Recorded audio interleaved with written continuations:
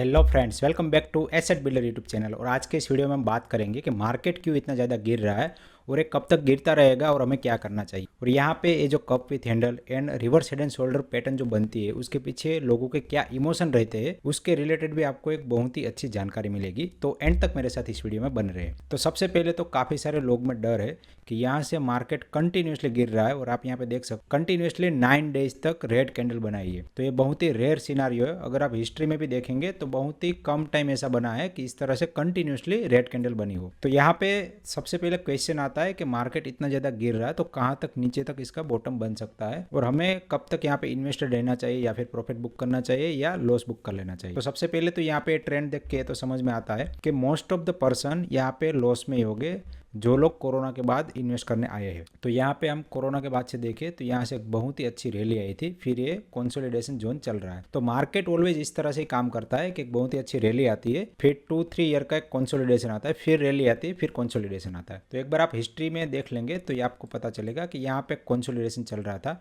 तो ये जो कंसोलिडेशन है वो लगभग 2-3 ईयर का था। तो यहाँ पर आप देखेंगे एक ही रेंज में मार्केट रहा था, उसके बाद यहाँ पे एक एक्सीडेंटल इवेंट की वजह से नीचे गया, फिर यहाँ से रैली दी। अगर हम हिस्ट्री में भी देखें तो यहाँ पर भी एक 2-3 ईयर का कंसोलिडेशन दिखाया था, उसके बाद मार्केट ने एक अच्छी खासी रैली दिखाई। तो ये हो गए 2015 से लेकर 2017 की बात। तो यहाँ पर भी 2-3 साल तक ये कंसोलिडेशन हुआ था।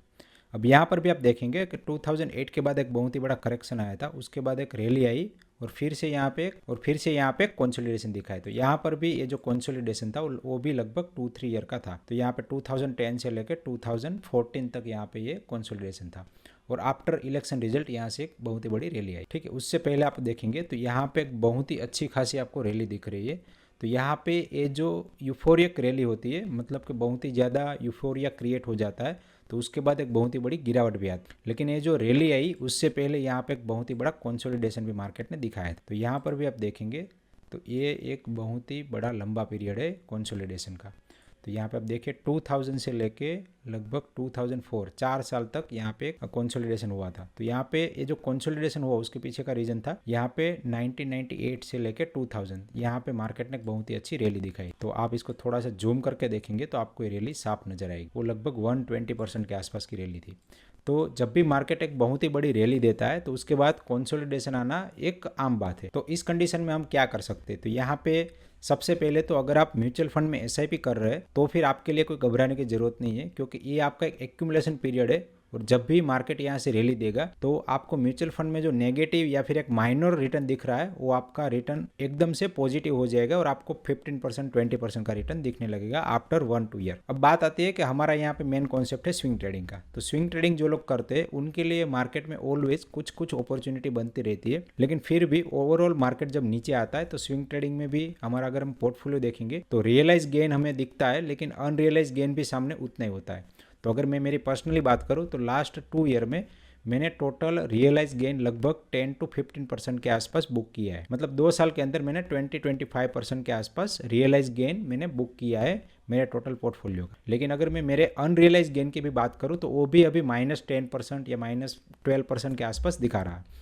ठीक है, तो मेरा जो ओवरऑल गेन है इस पीरियड में वो ओनली 10-12% है। तो हमें सिर्फ इतना सही रिटर्न मिलता है तो मार्केट में क्यों आएंगे? तो यहाँ पे जब भी कंसोलिडेशन चलता है और जब मार्केट रिटर्न नहीं देता है और आप थोड़ा सा भी रिटर्न बनाते हैं तो भी आपके लिए वो अच्छा रिटर्न है। तो यहाँ पे मार्केट ने -6% का रिटर्न दिया है इन दिस पीरियड। तो यहाँ पे अगर आपका कुछ प्रॉफिट बन भी जाता है तो भी वो आपके लिए अच्छा है। और यहाँ पे आपका जो अनरियलाइज गेन है वो कभी ना कभी रियलाइज होगा ही और यहाँ से मार्केट ऊपर जाना चालू करेगा। यहाँ पे आपको थोड़ा सा पेशेंस रखना चाहिए और यहाँ पे मुझे ऐसा लग रहा है कि मार्केट होल्ड कर रहा है इलेक्शन की वजह से। तो यहाँ पे मोस्ट प्रोबेबली पॉसिबिलिटी है कि बीजेपी गवर्नमेंट मेजोरिटी के साथ बन जाएगी, लेकिन फिर भी वहाँ पे कुछ अनसर्टेनिटी है कि मे बी उनको मेजोरिटी सीट ना मिले और थोड़ा बहुत सपोर्ट लेना पड़े। तो उस कंडीशन में मार्केट के लिए थोड़ा सा नेगेटिव न्यूज है और इतना ज्यादा रैली नहीं दिखाएगा। अगर बीजेपी गवर्नमेंट को यहाँ पे क्लियरली एक मेजोरिटी मिलती है तो यहाँ से एक अच्छी खासी रैली आएगी और वो रैली ये जो reverse head and shoulder pattern है उसका जितना भी डेप्थ बना है उसके ऊपर आ सकती है। तो यहाँ पर हम एक बार देख लेते हैं कि ये जो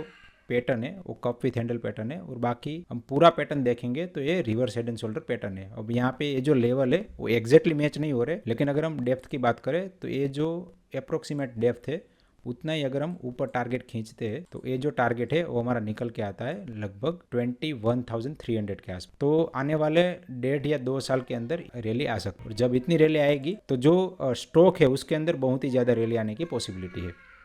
अब यहाँ पे बात करते हैं कि जो पैटर्न बना उसके पीछे की साइकोलॉजी क्या है। तो आप यहाँ पे देख सकते हैं कि जब मार्केट बहुत ही ज़्यादा गिरा था और यहाँ पे ये जो बेस बना है और यहाँ से ऊपर उठा, तो लोगों को एक होप आई कि चलो मार्केट अब रिवर्स होगा, तो यहाँ पे एक ऑप्टिमिज्म आया, तो यहाँ पे थोड़ा सा रैली दिखा है, फिर यहाँ पे एक छोटा सा कंसोलिडेशन आया। अब ये जो कंसोलिडेशन के बाद रैली चालू हुई तो लोगों को ऐसा लगा कि मे बी ये फेक रैली होगी या फिर ऑल टाइम हाई पे हमें निकल जाना चाहिए, तो काफ़ी सारे लोग निकल गए होंगे और काफ़ी सारे लोगों को यहाँ पे अच्छा खासा मुनाफा मिला होगा, तो वो रिस्क लेके फिर यहाँ से आगे ये रैली आई तो उसमें अच्छा खासा प्रॉफिट बनाया होगा। ठीक है, तो यहाँ पे टाइम था एक्साइटमेंट का और यहाँ फिर से एक कंसोलिडेशन दिखाया और लोगों को लगा कि ठीक है ये जो लेवल है उससे ब्रेक करके इतना रिटर्न तो हमें दे दिया है, तो अब यहाँ से बहुत ज़्यादा ऊपर जाना मुश्किल है। तो यहाँ से नीचे आने लगा और यहाँ से फिर एक छोटी सी रैली आई और फिर यहाँ से कंसोलिडेशन। फिर लोगों को यहाँ पे कंफर्म हो गया कि अभी ये रैली बहुत ही ज़्यादा नहीं चलेगी और बहुत ही ज़्यादा लोगों ने यहाँ पे फर्दर इन्वेस्टमेंट करना बंद कर दिया। तो जब फर्दर इन्वेस्टमेंट करना बंद कर देते तब जो बड़े लोग हैं उनके पैसे नहीं बनते,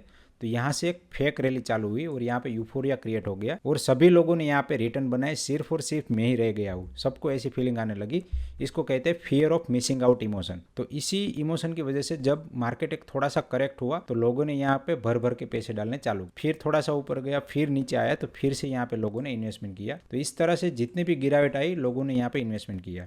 अब यहाँ पे लोगों की एक कैपेसिटी होती है, तो जैसे जैसे रैली डाउनवर्ड रैली आती गई तो यहाँ पे इन्वेस्ट करते गए, यहाँ पे मार्केट को बहुत ही अच्छा सपोर्ट भी मिला और यहाँ पे जब एक ऊपर रैली आई तो लोगों को ऐसा लगा कि ठीक है चलिए अभी यहाँ से ये जो है लेवल उसको ब्रेकआउट करके मार्केट बहुत ही ज़्यादा ऊपर जाएगा। लेकिन धीरे धीरे यहाँ पे फिर मार्केट ने थकाना चालू कर दिया और फिर से यहाँ पे डाउन ट्रेंड आया और यहाँ से फिर ऊपर जाना चालू किया। जब यहाँ पे ऑल टाइम हाई को इसने कट किया तब लोगों को कंफर्म हो गया कि यहाँ से मार्केट ऊपर ही ऊपर जाएगा। लेकिन उसके बाद फिर से एक डाउन साइड रैली आई और अभी यहाँ पे लोगों को फीलिंग आने लगी कि मार्केट हमें उल्लू बना रहा है और कोई भी हमें पैसे कमा के नहीं दे सकता। तो जो जो नए इन्वेस्टर है उनके यहाँ पे इमोशन ट्रिगर हो गए और यहाँ से अभी वो धीरे धीरे निकलना चालू हुए। तो लगभग मान लीजिए कि पे निकल गए होंगे और जो नहीं निकले और आने वाले 4-6 महीने में निकलना चालू हो जाएंगे। यहाँ से एक थोड़ा सा रैली आएगा फिर डाउन जाएगा, फिर एक थोड़ा सा रैली आएगा फिर डाउन जाएगा।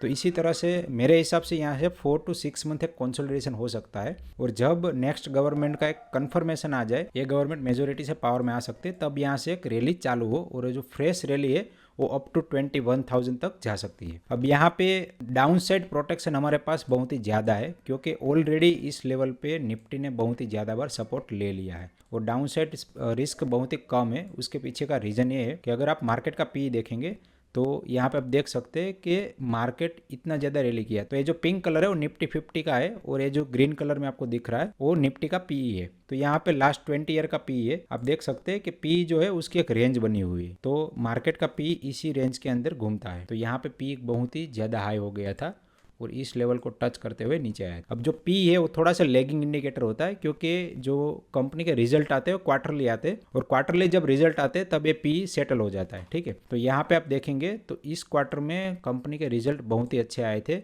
और पी इसीलिए नीचे गिरा था। तो यहाँ तक तो ठीक था कि 28 के आसपास एक नॉर्मल पी आ गया, लेकिन उसके बाद जो नीचे आया कंपनी के रिजल्ट तो अच्छे आ रहे हैं लेकिन जो मार्केट है वो एक ही रेंज में कंसोलिडेट कर रहा है। ये जो 20 का पी है इंडियन निफ्टी 50 के लिए वो बहुत ही रीजनेबल पी है और यहाँ से बहुत ही ज़्यादा मार्केट नीचे जाना लगभग नामुमकिन है और मेरे हिसाब से ये लेवल को कट करना तो बहुत ही ज़्यादा मुश्किल है। इस चार्ट पे देख लेंगे तो अभी जो 16,800 का उससे नीचे जाना बहुत ही ज़्यादा मुश्किल है और इस लेवल को अगर टच करता है तो एक बहुत ही बड़ी अपॉर्चुनिटी बन सकती है और यहाँ पर 16,800 के लेवल पर भी अच्छा खासा आप इन्वेस्ट कर सकते हैं। लेकिन अगर आपके पास ऑलरेडी होल्डिंग है तो क्या करना चाहिए? तो ऑलरेडी होल्डिंग है तो यहाँ पे आपको लॉस बुक नहीं करना है और आपको टिके रहना है।